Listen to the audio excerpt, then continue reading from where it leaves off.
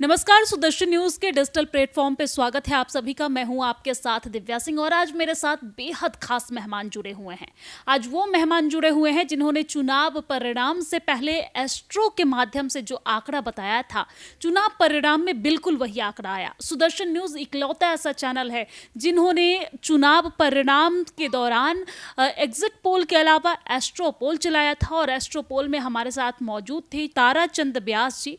ताराचंद व्यास जी जो शिक्षाविद हैं, ज्योतिष आचार्य हैं, वो आज मेरे साथ मेहमान जुड़े हुए हैं। सबसे पहले सर स्वागत है आपका।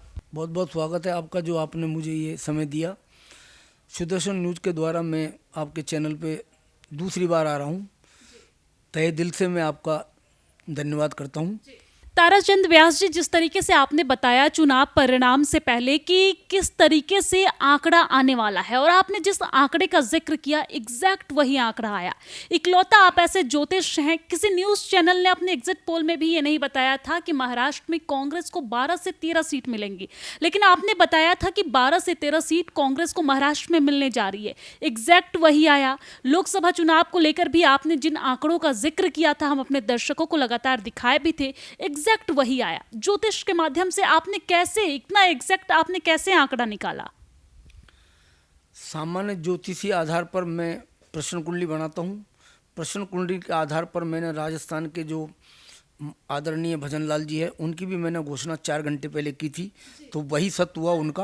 और ताराचंद व्यास जी, आप इकलौते ऐसे ज्योतिष हैं, क्योंकि भजन लाल शर्मा के नाम को लेकर हर कोई चौंक गया था, किसी के जेहन में दूर दूर तक ये बात जो है वो नहीं आई थी, लेकिन आपने 4 घंटा पहले वो नाम बताया, सुदर्शन न्यूज ने दिखाया भी, और जब भजन लाल शर्मा का नाम सामने आया तो हर कोई चौंक गया। कैसे?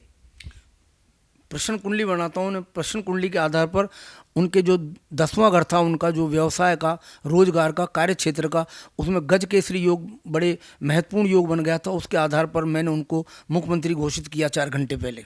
आपके लोकसभा के जो आंकड़े मैंने दिए, वो भी मैंने है ना, जो सामान्य ज्योतिषी आधार पर मैंने बनाए थे।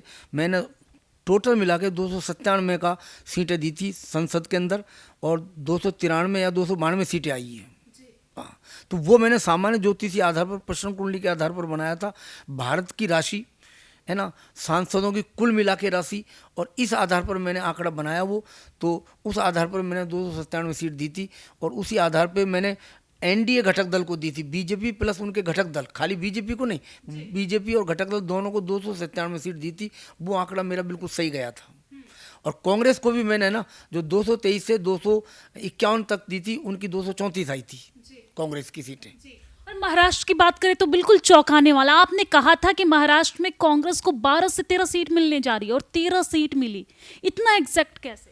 महाराष्ट्र का भी मैं प्रश्न कुंडली बनाता हूँ। प्रश्न कुंडली के आधार पर वहाँ के जो सांसदों की संख्या होती है वो 48 होती है। 48 को जोड़ के उनका मूलांक निकाला जाता है, और मूलांक निकालने के बाद में दोनों पार्टियों को अलग अलग विश्लेषण करके निकाला जाता है। उसके आधार पर मैंने 12-13 सीटें कांग्रेस को दी थी। वहाँ मैंने बीजेपी के घटक दल को भी दी है। शिवसेना उद्धव को मैंने दोनों को 7-7 सीटें दी थी।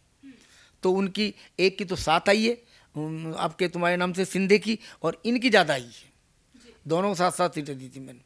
मेरे पूरे राज्यों का मैंने 29 राज्यों का बनाया था। 29 राज्यों का बना के मैंने सुदर्शन न्यूज को दिया था। उनमें अधिक राज्यों में मेरी गणना है ना, जो सही गई थी बिल्कुल ही। ज्योतिष शास्त्र के अनुसार आप देश की आगे की राजनीति भविष्य को किस तरीके से देखते हैं?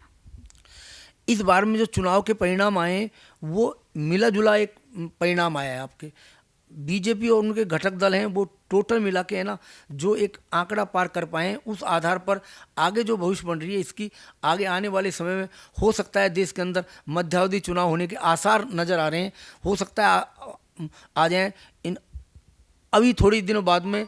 अभी फ्लोर टेस्ट होगा, फ्लोर टेस्ट के बाद में 6 महीने तक तो कुछ नहीं होगा, लेकिन 6 महीने के बाद में एनडीए के जो घटक दल हैं वो बीजेपी पार्टी से कुछ गड़बड़ कर सकते हैं, और वो इसको झुका भी सकते हैं। और उसके बाद में अगर अलग हो गए ना, तो तत्काल आपके है ना 1 साल बाद के मध्यावधि चुनाव होने के आसार से, मध्यावधि चुनाव होने से इनकार नहीं किया जा सकता।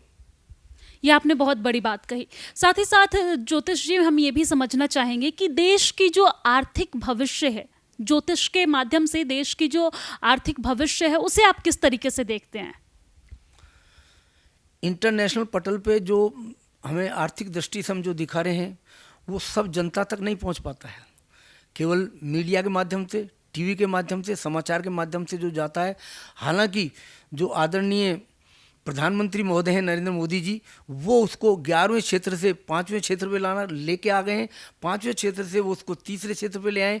हो सकते हैं वो तीसरे क्षेत्र पे लाने में उनको बड़ी परेशानी आ सकता है, वो चौथे भी रह सकते हैं, 5वें भी रह सकते हैं। लेकिन अभी इस समय वर्तमान जो आर्थिक क्षेत्र में, भारत क्षेत्र में, वो आगे बढ़ा हुआ है। मोदी के कार्यकाल में वो और भी थोड़ा सा आगे बढ़ेगा।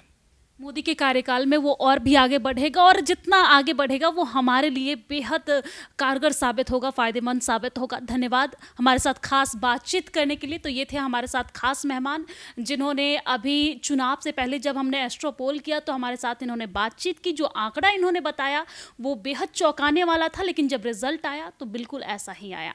तो सुदर्शन न्यूज़ के डिजिटल प्लेटफॉर्म पर आप सभी का भी बहुत बहुत धन्यवाद इस वीडियो को लास्ट तक देखने के लिए। और अगर आपको वीडियो अच्छा लगे तो लाइक करें, शेयर करें, सब्सक्राइब करें। नमस्ते।